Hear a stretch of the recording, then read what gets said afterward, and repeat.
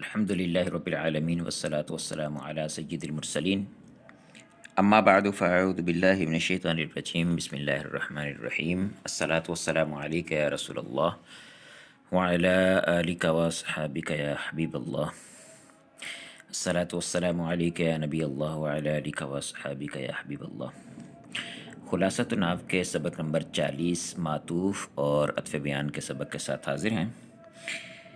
معطوف کا بیان جو ہے اس میں پہلے معطوف کی تعریف تابع مطبوع کی بحث چل رہی ہے، تو تابع مطبوع میں سے معطوف عطف بیان جو ہے عطف بیان معطوف اور عطف بیان ایک ہوتا ہے معطوف عطف بیان اور ایک ہوتا ہے معطوف حرف عاطفہ کے ذریعے سے، تو اس کو عطف بالحرف بھی کہتے ہیں۔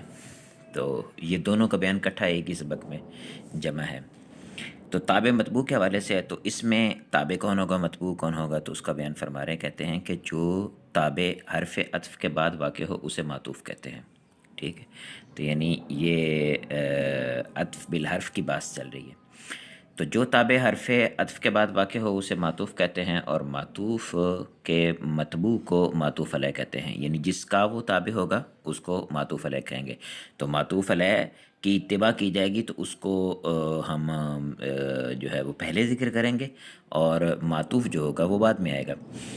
ہمارے یہاں مضاف اور مضاف الیہ ہوتا ہے نا، تو اس میں مضاف پہلے اور مضاف الیہ بعد میں آتا ہے، تو اس کی مناسبت سے بعض طالب علم جو ہیں وہ پریشان ہو جاتے ہیں، تو وہ اسی پر قیاس کرتے ہوئے وہ یوں کرتے ہیں کہ جو عطف ہوتا ہے اس میں بھی معطوف کو پہلے اور معطوف علیہ کو بعد میں ذکر کرنے کی کوشش کرتے ہیں، جبکہ ایسا نہیں ہے، پہلے معطوف علیہ ہے اور پھر معطوف ہے۔ مثال دے رہے ہیں جیسے جاءنی زید و بکر، میرے پاس زید اور بکر آیا، تو اس مثال کے اندر جاء فعل ہے، زید جو ہے یہ معطوف علیہ ہے، واو عاطفہ اور بکر معطوف ہے، ٹھیک ہے۔ تو زید معطوف علیہ پہلا معطوف علیہ ہے اور واو عاطفہ کہیں گے اسے، اور بکر جو ہے یہ معطوف ہے۔ حروف عطف جو ہیں یہ 10 ہیں، اور 10 میں سے ہر ایک کا اپنا اپنا معنی ہے، اس معنی کے مطابق یہ اپنے مقام پر استعمال ہوتے ہیں۔ سب سے زیادہ تو واو اور فا کو دیکھا ہوگا آپ نے۔ واو حرف عاطف ہے، اس کا معنی اور ہوتا ہے، جیسے جاءنی زید و بکر، میرے پاس زید اور بکر آیا۔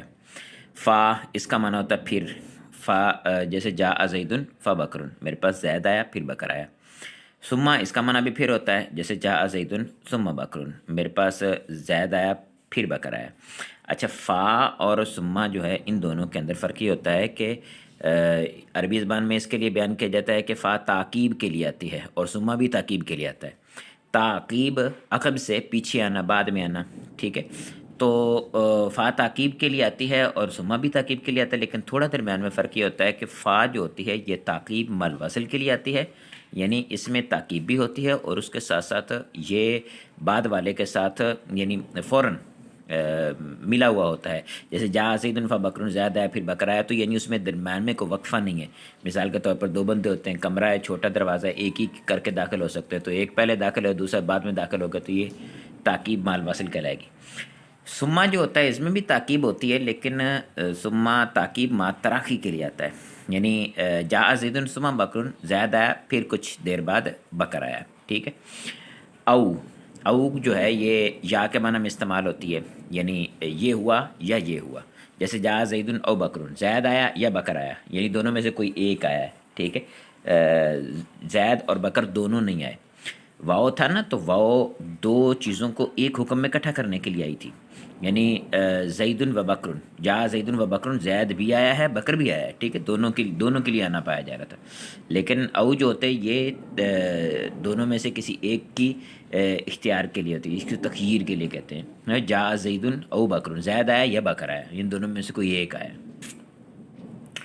اچھا، ام کا معنی بھی یا ہوتا ہے، یہ بھی او کی طرح استعمال ہوتا ہے، جیسے ازید جاء ام بکر، زید آیا ہے، کیا زید آیا ہے یا بکر آیا ہے، لیکن ام جو ہوتا ہے وہ سوال کے طور پر استعمال ہوتا ہے، سوال کے بغیر استعمال نہیں ہوتا، ٹھیک ہے، معنی وہ یا والے بھی دیتا ہے۔ یہاں پر بھی آپ ام کے ساتھ بھی، ام کی جگہ پہ بھی او استعمال کر سکتے ہیں۔ اچھا، اما کا معنی ہوتا ہے یا تو، لیکن اس کا یہ ہوتا ہے طریقہ استعمال کا کہ اما بقیہ حرف عاطف آپ دیکھیں، واو ہے، ثم ہے، فا ہے، او ہے، ام ہے، بل ہے، لکن ہے، لا ہے، حتی ہے، تمام جو حروف ہیں یہ سارے کے سارے معطوف اور معطوف علیہ کے درمیان آتے ہیں، ٹھیک ہے. لیکن اما ایسا ہوتا ہے کہ جو معطوف علیہ سے پہلے بھی آتا ہے اور معطوف علیہ کے بعد بھی آتا ہے. معطوف علیہ سے پہلے تو آتا ہی آتا ہے، لیکن معطوف علیہ کے بعد کیا کرتے ہیں کہ اگر جو ہے وہ معطوف اور معطوف علیہ کے درمیان واو آ جائے تو پھر اما ریپیٹ ہوتا ہے، یعنی دوبارہ سے آتا ہے.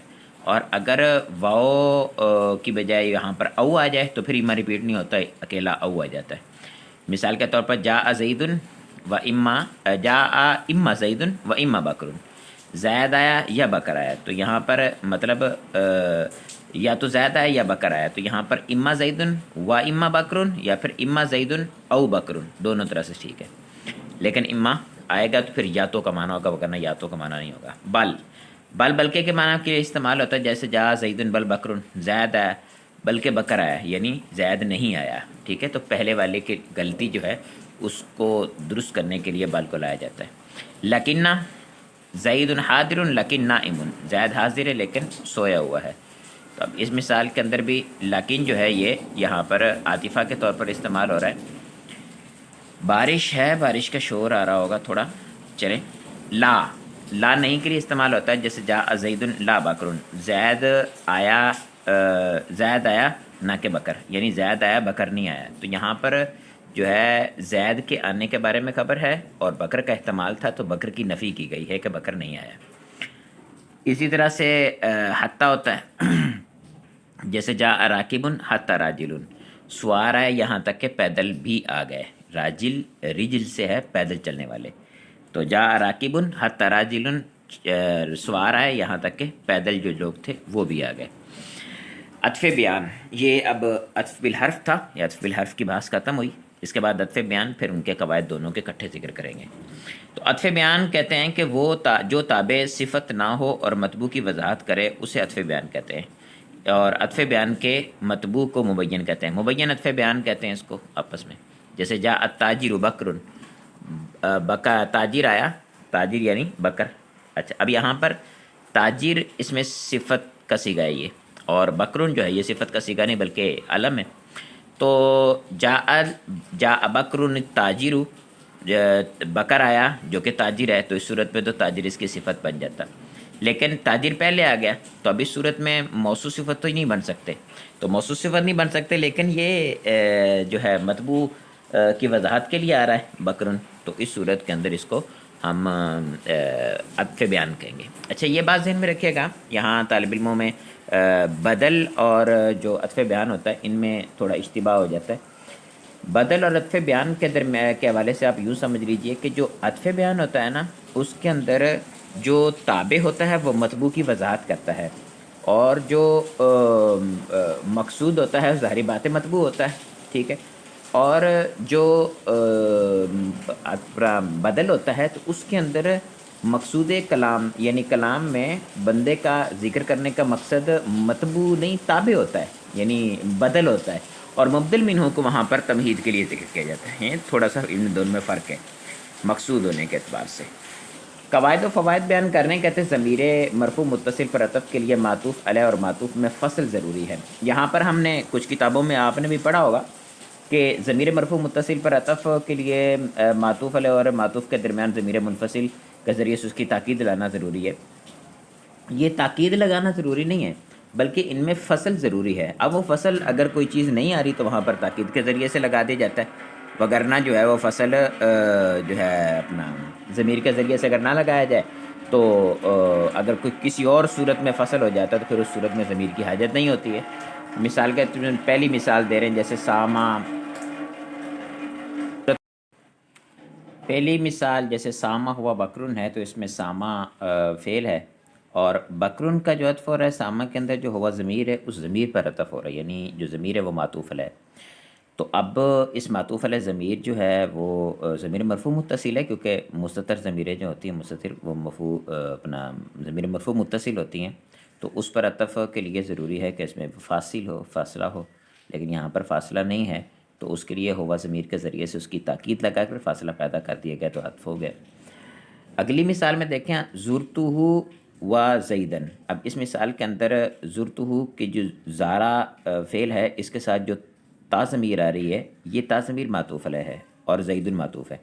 تا اور زید کے درمیان ہا کا فاصلہ ہے، ٹھیک ہے، تو فاصلہ پہلے سے موجود ہے، تو اب مزید کسی فاصلے کی حاجت نہیں ہے۔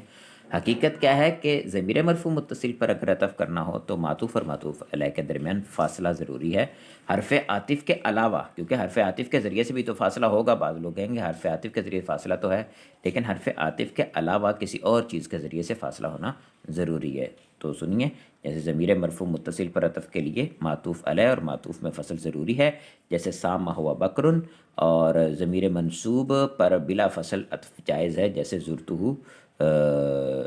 زرتہ زیدن۔ اچھا جی، اگلی مثال جو تھی وہ زرتہ زیدن کی تھی، یعنی زیدن جو ہے یہ اس کا عطف ہو رہا تھا ہا ضمیر پر، اور اگر تا ضمیر پر عطف ہو رہا ہو تو پھر بھی اس صورت میں یہ زرتہ و زیدن ہو سکتا ہے، اس میں ضمیر کی اب حاجت نہیں ہوگی کیونکہ فاصلہ آ گیا، ٹھیک ہے۔ ضمیر منصوب میں تو حاجت نہیں ہے، متصل ہو یا منفصل ہو۔ اچھا، اس کے بعد فرما رہے ہیں کہ مفرد کا عطف مفرد پر، جملے کا عطف جملے پر ہوتا ہے، جیسے جاء زید و ذهب اخوہ، تو یہ جاء زید و ذهب اخوہ دو جملے ہیں، ان دونوں کا آپس میں ایک دوسرے پر عطف ہو رہا ہے۔ تو مفرد کا مفرد پر، جملے کا جملے پر عطف ہوتا ہے۔ اگر مفرد کا جملے پر یا جملے کا مفرد پر عطف کر دیا جائے تو یہ جو ہے ناجائز ہے، اور جملے کے جملے پر عطف میں بھی یہ ہے کہ مناسب یہ ہوتا ہے کہ جملہ فعلیہ کے جملہ فعلیہ پر، جملہ اسمیہ کے جملہ اسمیہ پر، جملہ انشائیہ کے جملہ انشائیہ پر، اور جملہ خبریہ پہ جملہ خبریہ پر ہو، ٹھیک ہے۔ لیکن یہ مناسب ہے، ضروری نہیں ہے، بعض اوقات اس کی مخالفت بلکہ کئی مقامات پر ہو جاتی ہے۔ معطوف اور عطف بیان کا اعراب معطوف علیہ اور مبین کے مطابق ہوتا ہے۔ تابع مطبوع ہیں تو بقیہ چیزوں میں اتباع ہو نہ ہو، کم از کم اعراب میں ضرور اتباع ہوتی ہے، کیونکہ یہ اعراب کے اعتبار سے ہی تو تابع مطبوع ہوتے ہیں، ٹھیک ہے۔ تو معطوف جو ہے یہ مطبوع ہے، اسی طرح عطف بیان بھی مطبوع ہے، تو معطوف کا اعراب جو ہے وہ معطوف علیہ کے مطابق ہوگا، کیونکہ وہ اس کا تابع ہے۔ اچھا، معطوف جو ہے وہ تابع ہے اور معطوف علیہ مطبوع ہے، تو معطوف تابع ہے معطوف علیہ کا، تو معطوف علیہ کا جو اعراب ہوگا وہ معطوف کا ہوگا۔ اسی طرح عطف بیان جو ہے مبین کا تابع ہے، اور عطف بیان تابع مبین جو ہے مطبوع ہے، تو عطف بیان جو ہے اس کا اعراب مبین کے مطابق ہوگا۔ تمرین کے اندر آ جائیں تو غلطی کی نشاندہی فرماتے ہیں کہ ضمیر پر عطف کے لیے معطوف علیہ اور معطوف میں ضمیر منفصل کا ہونا ضروری ہے۔ بعض کتب میں اس طرح سے لکھا بھی ہوا ہے، اور یہ ضمیر پر عطف کے لیے نہیں ہے بلکہ ضمیر مرفوع متصل پر عطف کے لیے معطوف اور معطوف علیہ کے درمیان فاصل کا ہونا ضروری ہے، فاصلے کا ہونا ضروری ہے۔ ضروری نہیں کہ وہ ضمیر منفصل کے ذریعے سے ہو، ضمیر منفصل کے علاوہ کسی اور چیز سے بھی فاصلہ آ جاتا ہے تب بھی ٹھیک ہے۔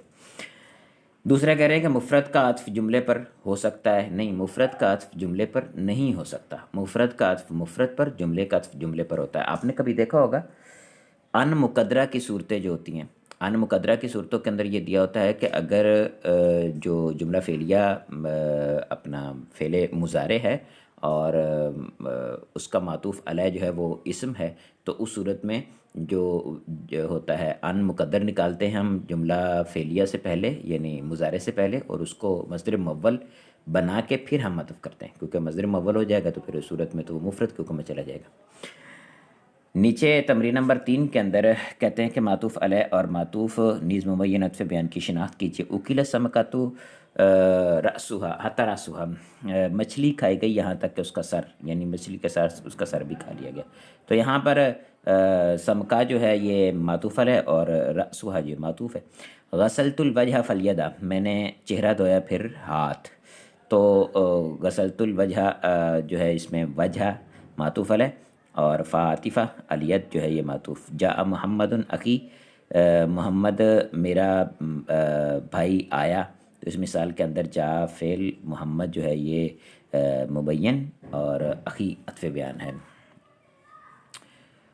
غسلت الوجہ فالیدا، میں نے چہرہ دھویا پھر ہاتھ، شاید اس کا ترجمہ ہوا تھا یا نہیں ہوا تھا۔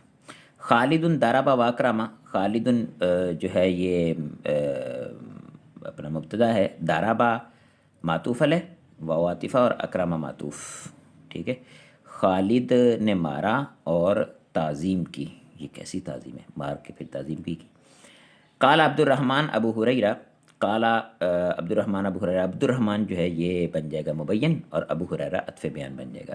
عبد الرحمن ابو ہریرہ نے کہا، عبد الرحمن ابو ہریرہ رضی اللہ تعالیٰ عنہ کا نام ہے، اور وہ ان کی کنیت ہے، وہ زیادہ مشہور ہے، تو عبد الرحمن کے بعد ان کی ان کا عطف بیان بیان کیا ہے تاکہ اس کی وضاحت ہو جائے۔ بکر غائب لیکن اخوہ موجود، بکر غائب ہے لیکن اس کا بھائی موجود ہے۔ تو اب اس مثال میں جملے کے جملے پر عطف ہو رہا ہے، تو بکر غائب یہ معطوف علیہ اور اخوہ موجود یہ معطوف ہے، لیکن جو ہے یہ حرف عطف ہے۔ قضا ابو حفص عمر، تو اس مثال کے اندر ابو حفص عمر نے فیصلہ کیا، ابو حفص مبین اور عمر عطف بیان ہے۔